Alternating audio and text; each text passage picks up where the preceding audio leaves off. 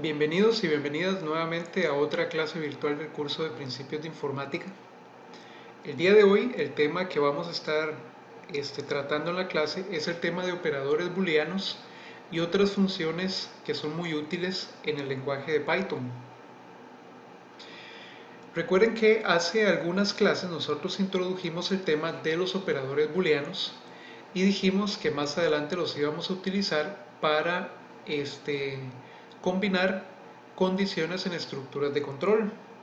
Bueno, entonces en esta clase nosotros vamos a ver cómo es que utilizamos esos operadores booleanos para combinar diferentes condiciones en nuestros ciclos repetitivos, los ciclos que hemos estado viendo hasta el momento.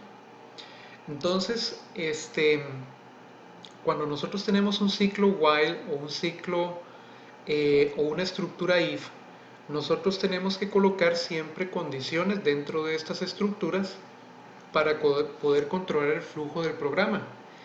Entonces, cuando tenemos varias condiciones, nosotros vamos a utilizar los operadores AND, OR y NOT para eventualmente combinar esas condiciones y crear o cambiar la lógica que controla el flujo de nuestro programa. Entonces más adelante vamos a ver cómo es que funcionan estos tres operadores dentro de los ciclos. Para hablar un poco más sobre estos operadores, nosotros vamos a utilizar el operador AND cuando tenemos dos o más condiciones dentro de un ciclo. También podríamos utilizar el operador OR o eventualmente podemos utilizar el operador NOT, pero el operador NOT solo actúa sobre una condición en particular.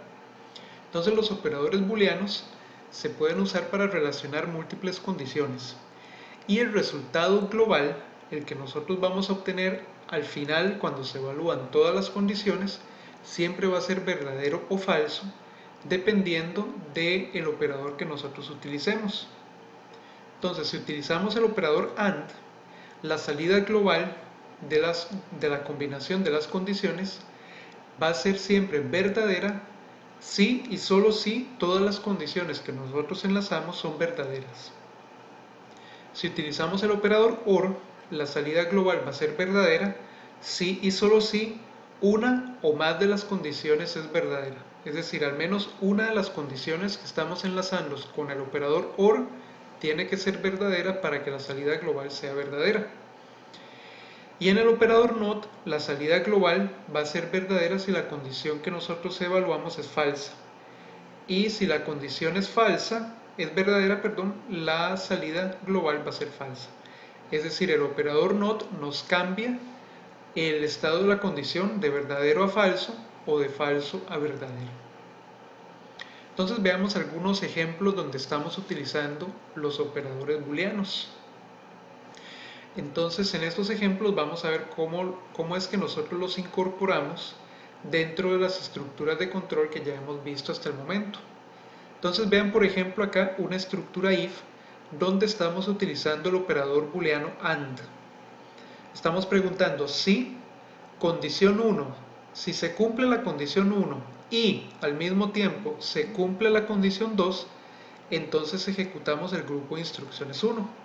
Entonces vean que en este caso la estructura if tiene dos condiciones enlazadas con un operador AND. El operador AND lo que indica es que para que el grupo de instrucciones 1 se ejecute, ambas condiciones tienen que ser verdaderas. Si alguna de ellas es falsa, entonces ya el grupo de instrucciones no se ejecutaría, porque las estamos enlazando con un operador AND.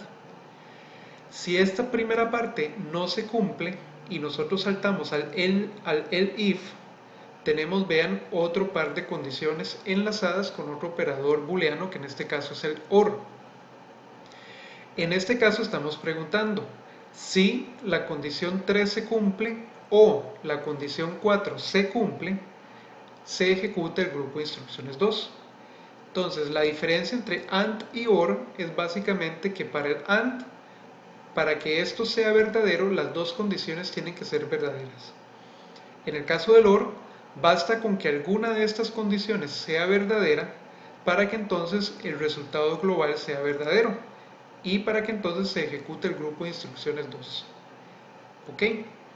Si ambas condiciones son falsas, el resultado global va a ser falso y el grupo de instrucciones 2 no se va a ejecutar.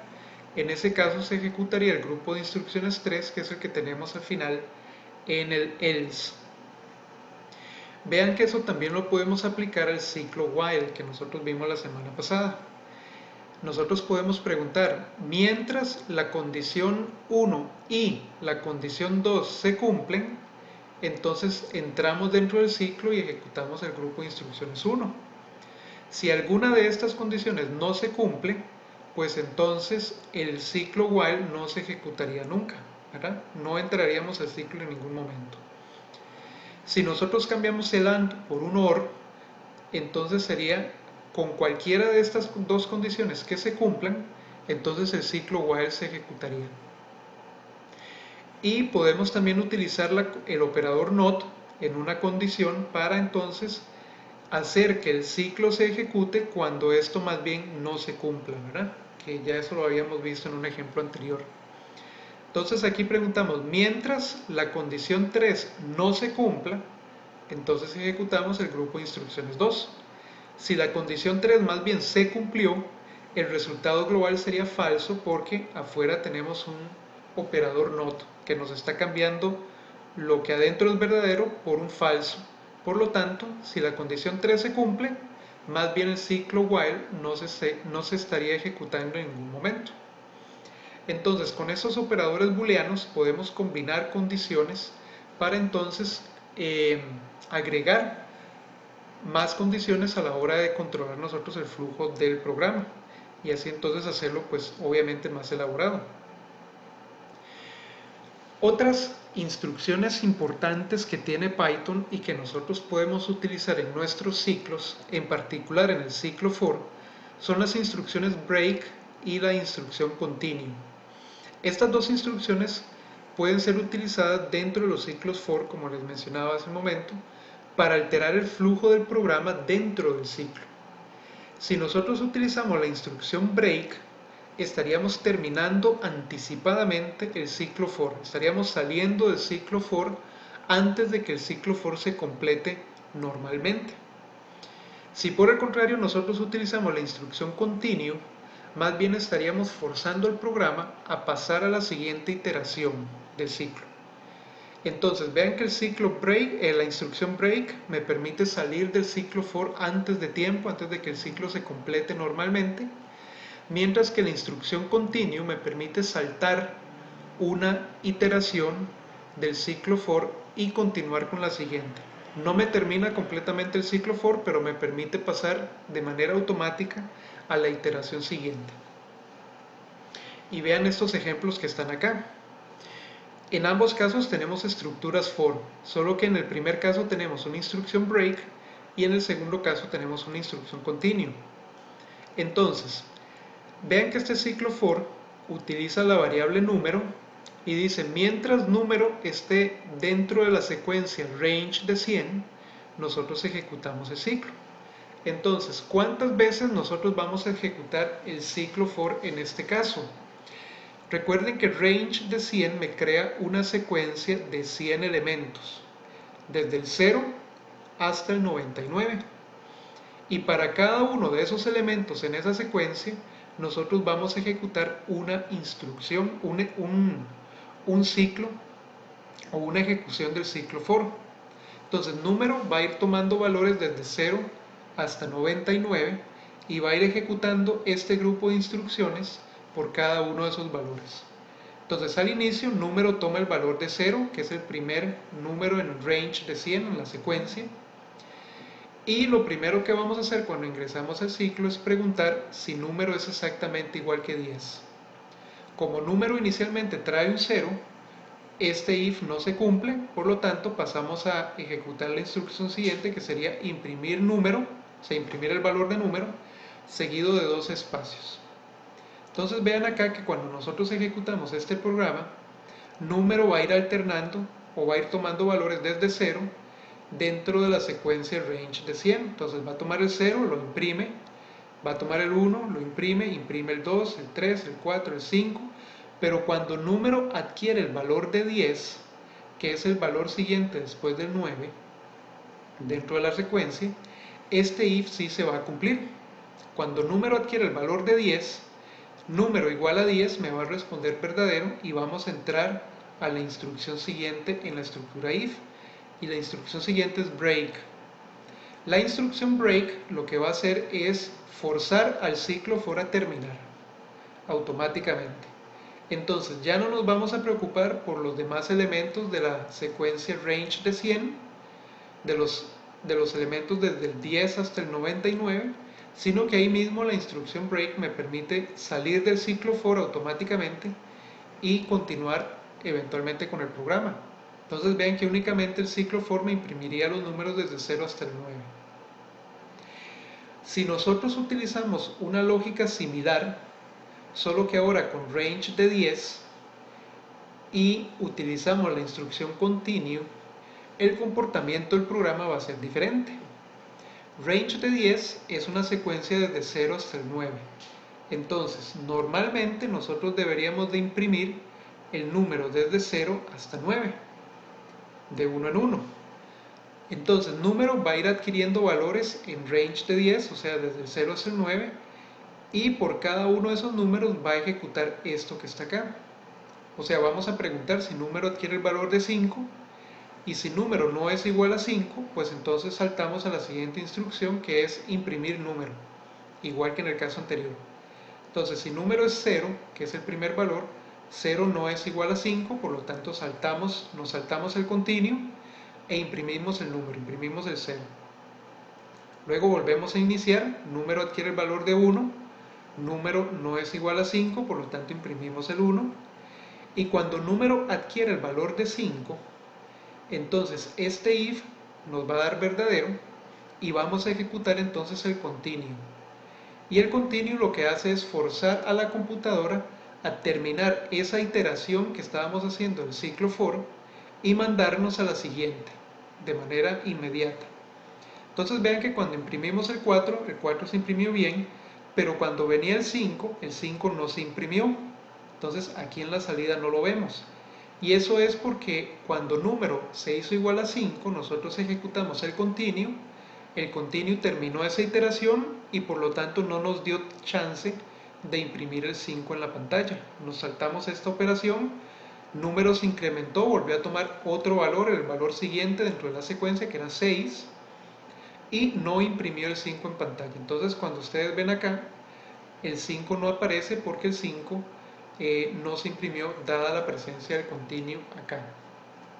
Entonces esas dos instrucciones son relativamente sutiles, pero nos permiten eventualmente terminar eventualmente un ciclo for antes de tiempo o terminar una iteración del ciclo for antes de tiempo.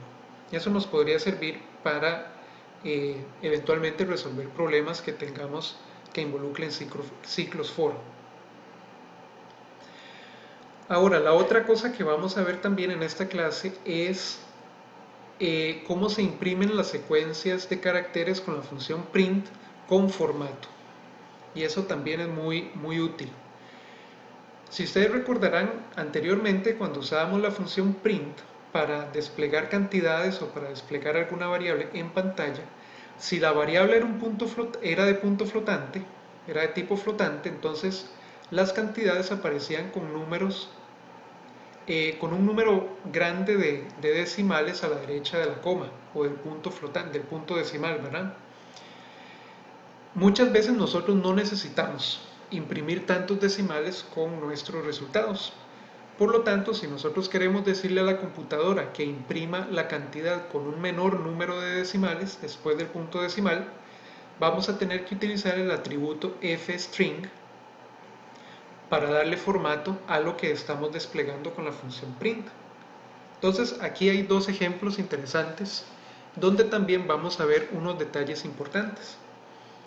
En el primer ejemplo vamos a importar la librería math de Python. Esa librería lo que contiene es un montón de instrucciones y de funciones ya definidas que nos van a ayudar a realizar cálculos matemáticos. Entonces, con esta instrucción ustedes le dicen a Python que cargue en memoria pues todas esas funciones para utilizarlas en nuestro programa. Dentro de esas funciones yo puedo utilizar la función math.pi. Eso lo que hace es asignarle a una cierta variable el valor de pi, ¿verdad? El pi que nosotros utilizamos, por ejemplo, para calcular el área de un círculo, que es pi por radio al cuadrado. Si nosotros lo digitáramos automáticamente, tendríamos que digitar, por ejemplo, 3.14 o 3.1416. Si nosotros lo hacemos de esta manera con la librería Math, estaríamos cargando el valor de pi con un montón de decimales. O sea, tendríamos una mayor precisión. Lo que pasa es que donde lo imprimimos, nosotros querríamos imprimirlo con un menor número de decimales, que es lo que vamos a hacer acá. Entonces vean que para mostrar el valor de pi en esta función print, yo puse una f antes de la cadena de caracteres. Esa f significa el atributo fstring. Es decir, le estamos diciendo a la computadora que esta cadena de caracteres viene con un formato. Y la cadena de caracteres dice el valor de pi es 2 puntos. Y vean que entre corchetes yo puse el valor o la variable, el nombre de la variable que yo voy a desplegar, seguido de un 2 puntos, punto 2f. ¿Qué significa eso? Valor de pi, ¿verdad? Es el nombre de la variable que yo voy a desplegar. El 2 puntos me permite colocar después una cadena de formato. La cadena de formato es .2f. Y esto lo que quiere decir es que va a desplegar el valor de pi con 2 dígitos a la derecha del punto decimal. Y el f es para indicar pues formato. Entonces, cuando nosotros ejecutamos este programa, en vez de presentar 3.14, 16, 18 y todo el montón de otros decimales, nada más mostramos 3.14 porque le estamos diciendo a la computadora que muestre nada más con 2 dígitos a la derecha del punto decimal. Otro ejemplo. En este caso vamos a hacer un ejemplo con variables de tipo flotante. Voy a definir A, por ejemplo, en 10, voy a definir B en 3 y voy a definir C como la división de A entre B. 10 entre 3 no es una división exacta, por lo que nos va a dar 3.333333 y ahí sigue periódicamente. Entonces, a la hora de presentar el resultado, voy a incluir nuevamente el atributo fstring en el mensaje y le voy a decir a la computadora que imprima el resultado es, y vean que de nuevo entre corchetes yo coloco el nombre de la variable que voy a escribir, seguida de un 2 puntos y .2f para mostrar nada más 2 decimales a la derecha del punto decimal. Entonces cuando este programa se ejecuta, nos aparece el mensaje, el resultado es 3.33. Si ustedes quieren más, pueden cambiar ese 2 por un número mayor, si ustedes quisieran. Ustedes aquí tendrían control total del número de decimales que ustedes quieren mostrar en pantalla para una cierta variable de tipo flotante. De acuerdo, entonces vean que el atributo fstring nos permite controlar, entre otras cosas, el número de espacios que se van a reservar para desplegar los dígitos de cierto número en la pantalla. Nos permite también controlar el número de dígitos después del punto decimal que vamos a utilizar y finalmente también nos permite controlar la orientación horizontal que le vamos a dar a esos dígitos en la pantalla con los signos mayor que y menor que. Entonces veamos este ejemplo. Supongan que yo tengo una variable a que tiene este número 1050,567435,6, ¿ok? Y la voy a desplegar en pantalla utilizando la función print con formato y la cadena dice el número es, y vean la forma en la que yo voy a desplegar el valor de a es esta variable que está aquí. Voy a colocarle a la variable a una orientación horizontal a la derecha con este símbolo. Voy a reservar 10 espacios en pantalla para la variable a y voy a utilizar 2 dígitos a la derecha de la coma o del punto decimal. Ok, entonces cuando yo ejecuto este programa, yo debería de ver en pantalla el mensaje, el número es unos espacios aquí en blanco y después 1050.57. Entonces vamos a ver qué fue lo que pasó ahí. Con este atributo que nosotros colocamos acá, nosotros vamos a definir entonces 10 espacios para los dígitos de A como variable. Vamos a utilizar 2 dígitos decimales y por lo tanto la computadora va a reservar 10 espacios en pantalla para acomodar todos los dígitos del número o de la variable A, incluyendo el espacio para el punto decimal, como está acá. Entonces se acomodan los 10 espacios y alineado a la derecha, ¿verdad? Porque yo le di este símbolo de acá, yo empiezo a acomodar los números. Los dos números después a la derecha la coma, el punto decimal y los números de la parte entera o los dígitos de la parte entera. Una cosa que también es importante que hay que tener en cuenta es que cuando nosotros limitamos el número de dígitos decimales de la variable, Python automáticamente va a hacer un redondeo, ¿verdad? Entonces vean que aquí mis números decimales eran .567. Como yo lo estoy limitando a 2 dígitos a la derecha del punto, entonces lo va a redondear a 57, como ustedes ven acá, ¿verdad? Porque este tercer dígito es mayor que 5, por lo tanto redondeamos al siguiente número hacia arriba. Entonces tenemos 57 a la derecha del punto decimal. Ok, entonces vean que con el atributo nosotros podemos definir esas tres cosas. Nuevamente, el número de dígitos el número de espacios que vamos a reservar para los dígitos, el número de dígitos que vamos a tener a la derecha del punto decimal y también la orientación horizontal en la cual vamos a acomodar los dígitos en la pantalla. Finalmente, otra de las funciones que vamos a ver hoy, que tiene que ver con la librería estándar de Python, es la función que nos permite a nosotros crear números aleatorios. Los números aleatorios o un número aleatorio es básicamente un número que se escoge al azar, como por ejemplo cuando nosotros tiramos un dado o cuando alguien saca un número de una tómbola, como la lotería, ¿verdad? Uno con la computadora podría generar números que son aproximadamente aleatorios, es decir, que cada vez que nosotros pedimos un número, usualmente es como si tiráramos un dado o como si sacáramos un número de una tómbola, es decir, un número que se escoge al azar. Para eso, la librería estándar de Python nos brinda un generador de números pseudo aleatorios que nosotros podemos utilizar muy fácilmente. Se les llaman pseudo aleatorios porque no son del todo aleatorios, como si nosotros usáramos un dado o una tómbola, pero sí son muy cercanos a ser aleatorios. Entonces es muy útil porque con esos números aleatorios nosotros podemos crear programas que se comporten de manera, digamos, predecible ante cualquier número que uno inserte. Entonces nos va a permitir hacer muchas pruebas con programas. Para nosotros solicitar un número aleatorio a la computadora desde Python, primero tenemos que importar el módulo random. Random en inglés significa aleatorio.